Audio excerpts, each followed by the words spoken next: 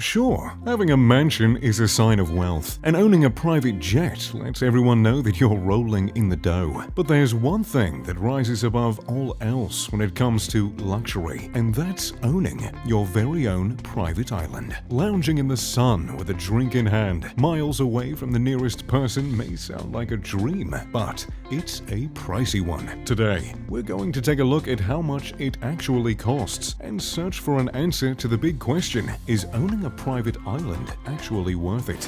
The first big expense of buying a private island is, well, quite obviously, purchasing the island itself. Sure, you have fantasies about cabanas in the white sand, and maybe even a golf course on the north side of the island, but all that starts with finding the perfect location to build a foundation on and make those dreams a reality. That being said, the cost of your island varies drastically depending on where you buy. In Canada, for example, which has the highest number of private islands for sale in the world, you can get islands for under $200,000. And if you're really pinching pennies, well, you can even scoop up an island for just under $100,000. Take this island in Nova Scotia called Half Island for just $65,000, less than half the cost of your average home. You can buy this 6-acre island that's located less than a mile away from the mainland. However, that price comes with a catch. Sure, $65,000 is great for your own little slice of paradise, in the summer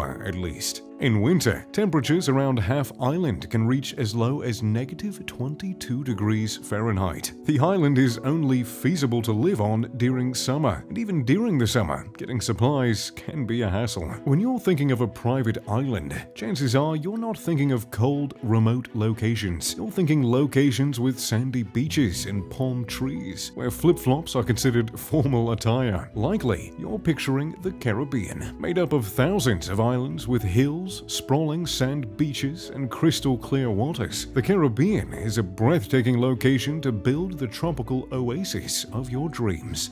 And there are plenty of islands to pick from. Surprisingly, the prices aren't actually that overwhelming either. If you're settling for a smaller chunk of land that's more remote, you can snag an island for between $1 and $3 million. But if you're looking for a larger island in the more popular, desirable areas of the Caribbean, well, that price can be anywhere between $30 to $100 million. Some of the popular island chains include the Exumus, the Abaco Islands, and the Berry Islands. Islands in these chains in particular offer an advantage that remote islands don't. They're close to bigger towns and cities, which eases access for visiting guests and owners. Take, for example, Spectabulas Island in the Exumus. The island stretches 460 acres, which includes dozens of white sand beaches, scenic hilltop views, and plenty of potential building space. And it's only 230 miles from Miami and a mere 60 miles from the capital. It's pricey, but it's easily accessible, and it comes with the added bonus of being able to say, yes, I have an island in the Exumus. Then, there are the more remote areas of the Caribbean, like Little Ragged Island, a 700-acre island that's listed for $35 million.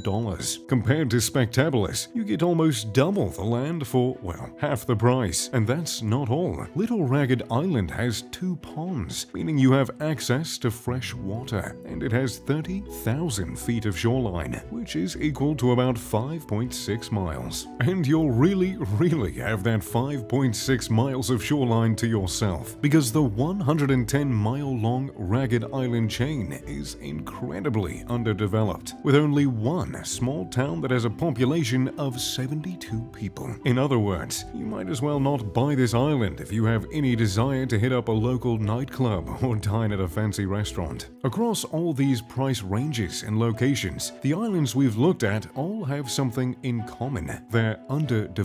At first, that may not seem like a big deal. If you have enough money to buy a private island, then surely building a house on said island shouldn't be an issue, right? Well, not really. Because when you buy a private island, you're not just paying for the land to build a house on. No. There's a lot more that goes into it. For starters, you have to find out if you even can build on the island. Places like the Caribbean have strict environmental laws on building because the ecosystem of the region is so fragile. There, an environmental impact study is required before you make any changes to the island you've bought. And that environmental impact study doesn't come cheap. It'll cost you at least $50,000. These environmental laws are also common in Canada, where endangered animals may call the lake and ocean islands home. I mean, after all, you wouldn't want to evict cute little critters like this, would you? Oh, look at them go. In Ontario, specifically,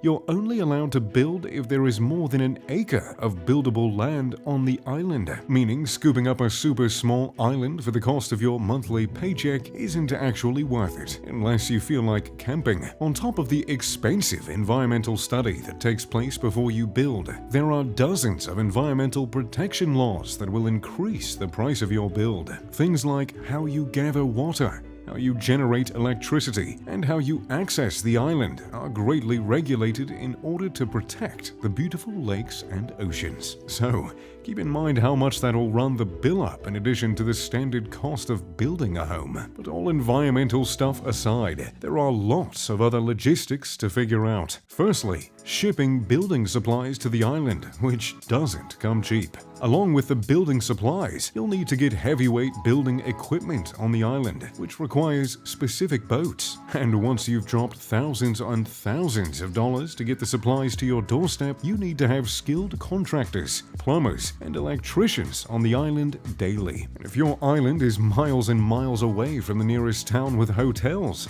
like Little Ragged Island is in the Caribbean, then you're looking at some massive costs just to get your building crew on site. Plus, you have to actually build a way for your preferred mode of transportation to reach the island. If you want to access the island fast, well, you can build an airstrip, but most estimates put the cost of that somewhere upwards of $1 million. I mean, a helipad is a cheaper option, or you could go with a dock for boats and seaplane access, but these are still going to cost you a pretty penny. That being said, it's a lot easier to buy a developed island rather than an undeveloped one. Take Frozen Cay, located in the Berry Island chain of the Bahamas. The 40-acre island costs $17 million and is readily accessible by both boat and seaplane. It features white powder beaches, lush forests, and a 6-bedroom, 6-bathroom residence that measures a whopping 4,145 square feet. Oh, and there's also a heated swimming pool, of course. In addition, there is an 806 square foot manager's cottage and a 1,534-foot staff cottage, as well as a marina that accommodates up to 100-foot-long yachts. However, Frozen Cay brings up yet another cost associated with private islands, and that's maintenance. If you have enough money for a private island, chances are you're pretty busy with work and won't be able to spend all your time sipping pina coladas with your feet in the sand.